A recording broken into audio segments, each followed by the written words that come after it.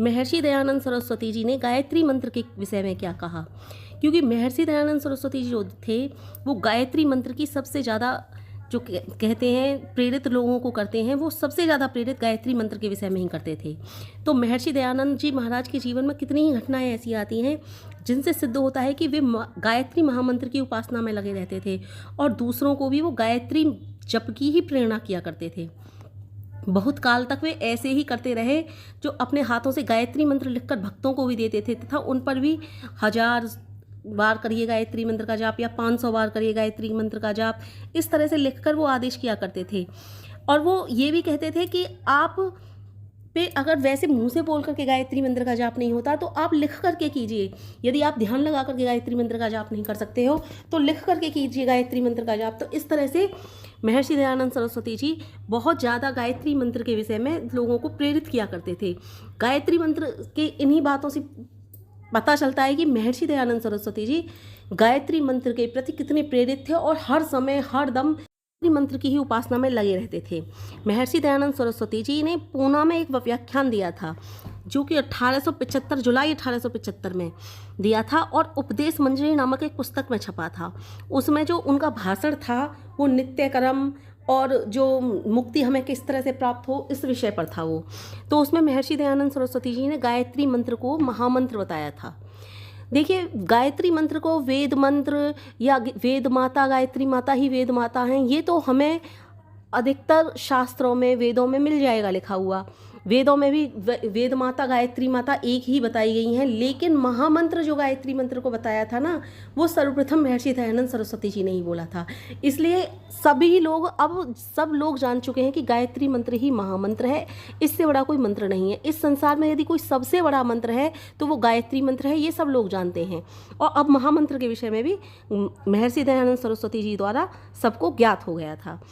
और गायत्री मंत्र महामंत्र के अर्थ पर विचार करना चाहिए, यह भी बोला था, क्योंकि इसका जो अर्थ है ना, उस अर्थ में लगता है कहीं ना कहीं ऐसा गूढ़ रहस्य छिपा हुआ है। हम जो परमेश्वर से स्तुति कर सकते हैं, बैठ करके प्रार्थना कर सकते हैं, परमेश्वर से जो भी हम मांग सकते हैं, वो सब कुछ गायत्री मंत्र में सूक्ष्म से सूक्ष्म रूप में लिख दिया गया है। यानी कि गायत्री मंत्र को गागर में सागर, उसके अर्थों में गागर में सागर छिपा हुआ है, ये भी कह सकते हैं। और गायत्री मंत्र के शब्दों में कोई चमत्कारिक जादू है, ऐसा प्रतीत होता है जब गागर में सागर की तरह छुपा हुआ होता है। इसके विषय में जितना बोला जाए ना उतना कम है। मेरी समझ में नहीं आता मैं क्या बोलूँ, मेरी समझ में ये नहीं आता मैं क्या कैसे गायत्री मंत्र के अर्थ की प्रशंसा करूँ या गायत्री मंत्र की प्रशंसा करूँ। क्योंकि गायत्री मंत्र के द्वारा हम परमेश्वर की जो भी बढ़ाइयाँ कर सकते हैं, जो परमेश्वर की सत्ता है वो छोटे से छोटे रूप में बढ़ाइयों के द्वारा दे दी गई। जो हम परमेश्वर से मांग सकते हैं वो छोटे से छोटे रूप में दे दिया गया। प्राण स्वरूप, वो प्राणों को देने वाला भी है, इसलिए सबको प्राण स्वरूप बनाने वाला भी है। हमको इतनी शक्ति दे सकता है वो कि हम दूसरों के प्राणों की रक्षा कर सकें। वो प्राण स्वरूप है, दूसरों को प्राणों में प्राण जागृत करने वाला है, प्राण लेने वाला भी है, प्राण देने वाला भी है। दुख नाशक है वो, दुखों का हरता है वो, इसलिए सबके दुखों को भी हर लेता है और सबके दुखों का नाश करने वाला भी है। और दूसरों को दुखों को से मुक्ति प्रदान कर देता है, दूसरों के दुखों को इस तरह से जला देता है जैसे हवन कुंड में सामग्री जला करती है। तो उसके एक एक शब्द के अर्थ को आप गाते चले जाइए तो उसमें पता चलेगा कि इससे बड़ा जो भी हम परमेश्वर से स्तुति कर सकते हैं वो सब कुछ तो गायत्री मंत्र के अर्थ में निहित है, वो सब कुछ गायत्री मंत्र के शब्दों में निहित है। इस मंत्र द्वारा सारे विश्व को उत्पन्न करने वाले परमात्मा का जो उत्तम तेज है ना, उसका ध्यान करने से बुद्धि की मलिनता दूर होती है, यह बताया गया है गायत्री मंत्र के अर्थ में। और धर्माचरण में श्रद्धा और योग्यता उत्पन्न होती है। हम धर्म जो हमारे धर्म संस्कार हैं उनमें बढ़ते चले जाते हैं, हमारे अंदर श्रद्धा बढ़ने लगती है, जो योग्यताएं होती हैं वो बढ़ने लगती हैं। ये बात मैं अच्छे से जान चुकी हूँ कि योग्यताएं बढ़ती हैं, क्योंकि मेरे व्यक्तित्व में निखार हुआ है, मेरे अंदर खुद योग्यताएं बढ़ी हैं।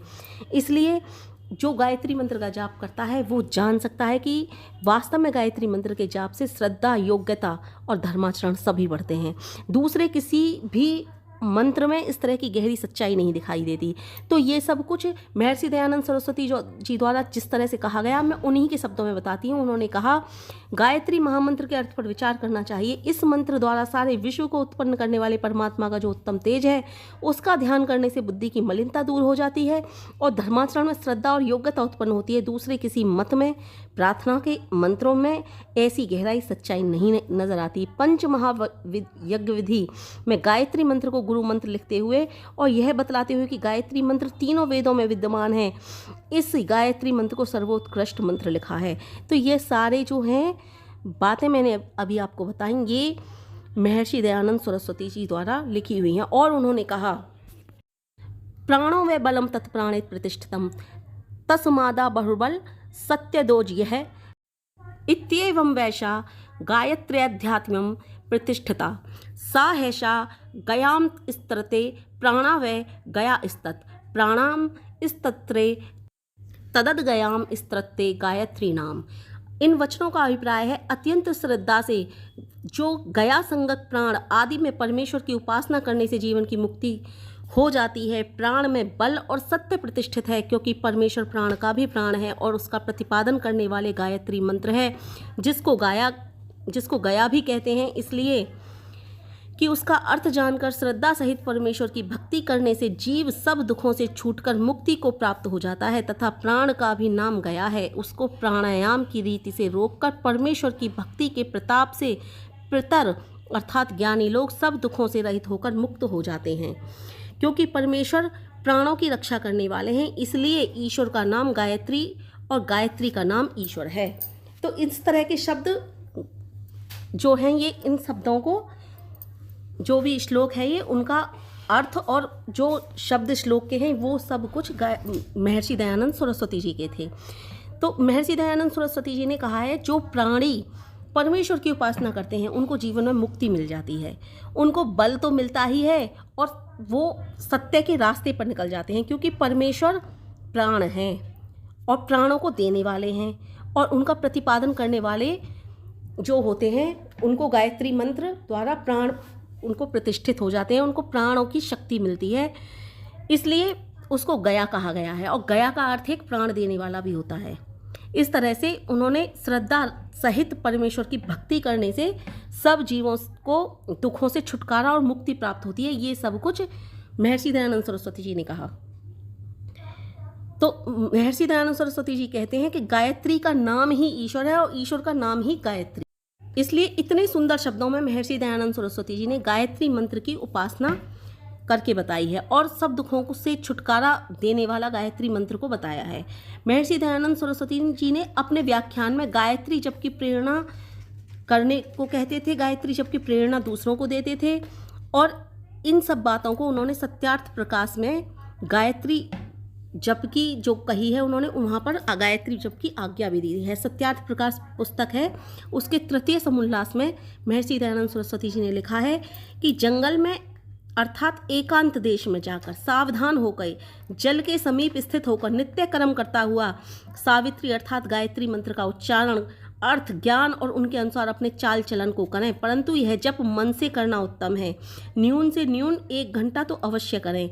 जैसे समाधिस्थ होकर योगी लोग परमात्मा का ध्यान करते हैं, वैसे ही संध्योपासना भी किया करें। तो ये शब्द भी सत्यार्थ प्रकाश में आपको लिखे हुए मिल जाएंगे। और गायत्री मंत्र के विषय में जो महर्षि दयानंद सरस्वती जी थे, उन्होंने महाराज ग्वालियर से कहा था कि तुम नित्य प्रति गायत्री मंत्र का जाप किया करो, और गायत्री मंत्र का जाप ही सर्वश्रेष्ठ जाप है। इसके बाद गायत्री मंत्र के विषय में महर्षि दयानंद सरस्वती जी ने बोला कि गायत्री मंत्र का जप तभी फलीभूत होता है जब आप पहले से इसके अर्थ को हृदय में धारण कर लो और गायत्री मंत्र के आदेश अनुसार अपना चरित्र भी बनाया जाए। अर्थात गायत्री मंत्र के साधकों का जीवन जो हो वो गायत्री मंत्र में किसी को दुख ना देना, दुख नाशक बोला है इसलिए परमपिता परमेश्वर को, इस तरह का चरित्र बनाया जाए। किसी भी जीव को किसी भी प्रकार से हानि ना हो, हृदय में एकदम दया का भाव हो, तो इस तरह का ही चरित्र अपने आप को में ढाला जाए, तो गायत्री मंत्र का जो फल होता है वो जल्दी से फलीभूत होने लगता है। महर्षि दयानंद सरस्वती जी ने अपने अनुभवों द्वारा ये सारी बातें बताई थी, क्योंकि वो बिना अनुभव के किसी भी बात पर, किसी भी तर्क पर नहीं जाते।